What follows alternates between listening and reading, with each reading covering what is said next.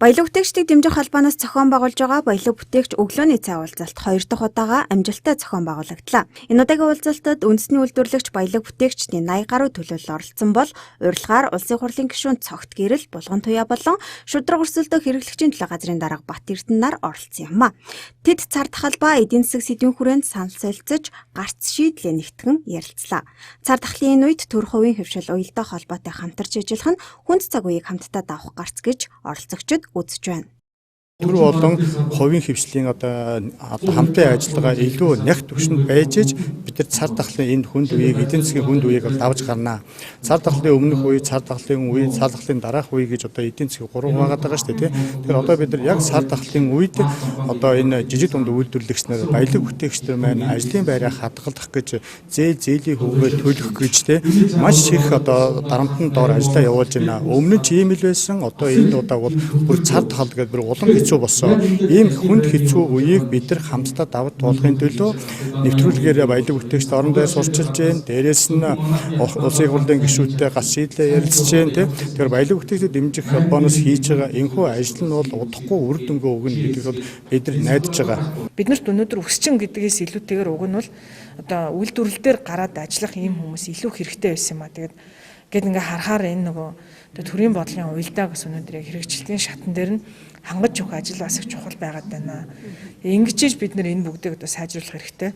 За дээрээс нэмээд ажил олгогчдод энэ халамжийг ялангуяа хөдөлмөрийн насны хүмүүст хавтгааруулж олгосноос болоод сая баг бүтэн ингээ жил гаруй хугацаанд хөл хорионы хугацаанд хүмүүс хөдөлмөр эрхлэх сонирхлоо бүр их алдчихлаа. Төрийн бодлого шийдвэр өгдөг чинь яг энэ салбарын тухайн асуудлын оролцогчдын санаа бодлого хамгийн чухал шүү дээ. Тэнд нэгэд нь ухаантай мэрэгэн хүмүүс сууж байгаа асуудал шийддэг чинь л тэгэл улам том асуудлыг улам томруулдаг шүү дээ.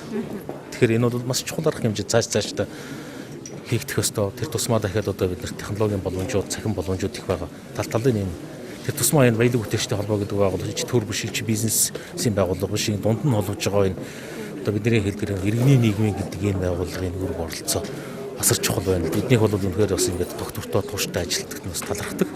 Нийт сая 265 мянган орчим хүн ажил эрхэлж байна л да Монгол Улсын нутаг дэвсгэрт. Тэгэхээр энэ сая 265 мянган хүний нэг 77 орчим хувь гэхээр нэг 910 мянган хүн бол яг энэ жижиг дунд бүтэц бизнесийн салбарт ажиллаж байгаа юм. Гэтэл энэ нь өөрөө ийм олон хүн ажиллаж байхад яагаад эсэргээрээ дөнгөж дотоодын бүтээгдэхүүн 17%, экспортын бүтээгдэхүүний 2.3%-ийг эзэлж чинь гэдэг чинь өөрөө төрийн бодлого дээр асуудал байна уу? Аль эсвэл ямарваа нэг асуудал байна уу гэдгийг тодруулах. Тэрэн дээр бид нар төрийн зүгээс ямар тодорхой хэмжээний шийдвэр гаргаж иж энийг илүү жишээлбэл 77% ажиллах хүч ажиллаж чинь гэдэг бол дотоодын бүтээгдэхүүн доор хаяж 60% таа байх хэвээр.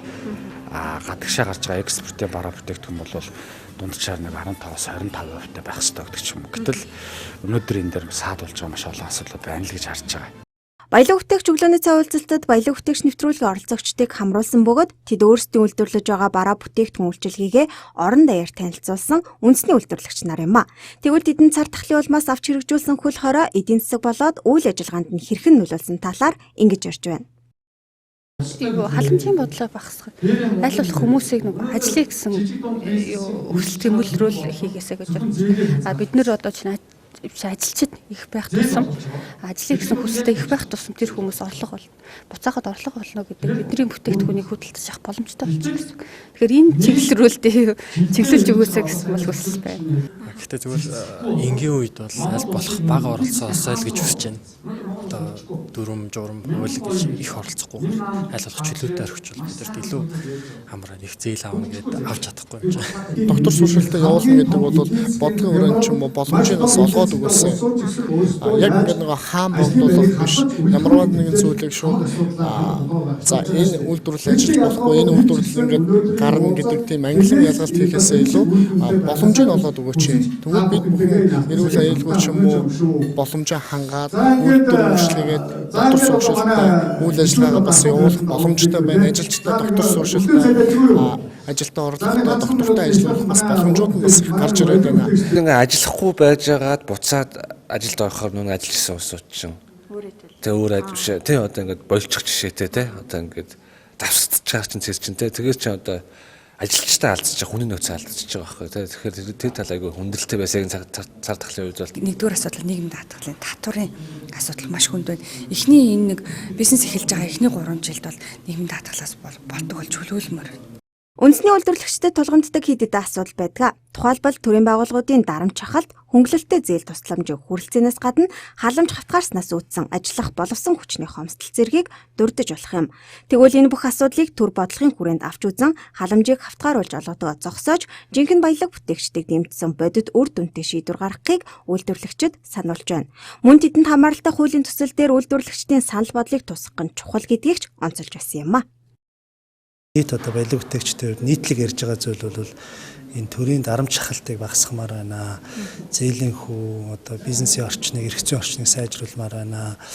Төрөөс өгж байгаа жижиг дунд үйлдвэрлэлийг дэмжиж байгаа сангаа одоо аривжуулмаар байна ч гэдэг юм. Иймэрхүү одоо яг бодиттой асуудлуудыг ярьж байгаа. За өнөөдөр бодлого тодорхойлж байгаа төр дөж байгаа асуудал маань бол одоо энэ гол баялаг бүтээж байгаа ажлын байрыг бий болгож байгаа хүмүүсийн ер нь зарц байх хэвээр. Тэгэхээр энэ чиглэл дээр бол төрийн түшээдүүдийг шахаж ажиллаж байна. Тэгээд дунджаар 26% татварын зардал орж ирдэг байхгүй. Энэ юу гэсэн үг вэ гэхээр одоо ингээд импортоор ямар нэгэн айлын татвар төлөөгүй бүтээгдэхүүн оруулж ирээд тэгээд одоо татвар төлдөггүй бүтээгдэхүүнийг борлуулдаг. Одоо нөөц мөн төлдөггүй те. Ийм хүмүүсээс манай үн хамгийн бага 26%-аар илүү өндөр байна л гэсэн.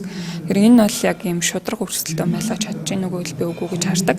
Гэхдээ тэгээд хяналттай болохоор одоо яг татвар аваад энэ төр болохоор бид нар л аягүй сайн юу яаж чаддаг хэрнээ яг ийм нөгөө нэг нээлттэй байгаа зах зээл дээрээ те одоо зах худалдааны төвөд ч юм уу те эднэртээр хангалттай шаардлага тавьж чадахгүй нэг чарж байгаа. Нөөтийн 8% гэдэг энэ шүүмжлэлт аваадаг нэг юм байна.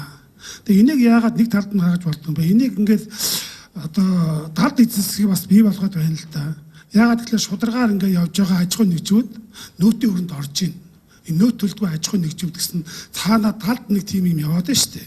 Тэгээ энийг ерөөсөө шууд 10% болгоод тэгээ бүх тэр усуудад 10% тэгш олгуул яасан. Тэр юу сугдаа мууглаа тэр нэг балаа юм болмоор байна. Хувийн хвшлийн одоо тойрог руу ер нь төрийн оролцоо маш ихээр ордог.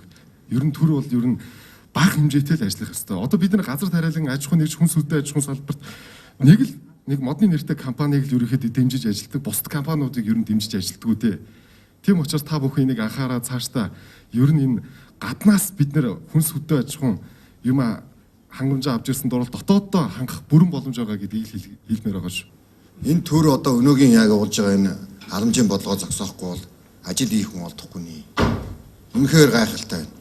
Одоо би нэг 20 гаруй жил бизнес хийж байгаа. Яг өнөөдөр шиг ийм хүний нөөцийн асуудалтай орж ирсэн нь ер нь санахгүй. Монголын хамгийн олон үндэсний үйлдвэрлэгчдийг игнэндээ нэгтгэсэн баялаг бүтээгчдийг дэмжих холбоо төр хувийн хвшлийн түншлэлийг сайжруулах зорилгоор баялаг бүтээгч өглөөний цай арга хэмжээг 14 хоног тутам нэг удаа тогтмол зохион байгуулна. Ингэснээр үндэсний үйлдвэрлэгчдийн дуу хоолойг төр түргэх гүүр болж төр үйл ажиллагаандаа үйлдвэрлэгчдийн санал бодлыг шингээх сайн жишг тогтно гэж баялаг бүтээгчид үзэж байна.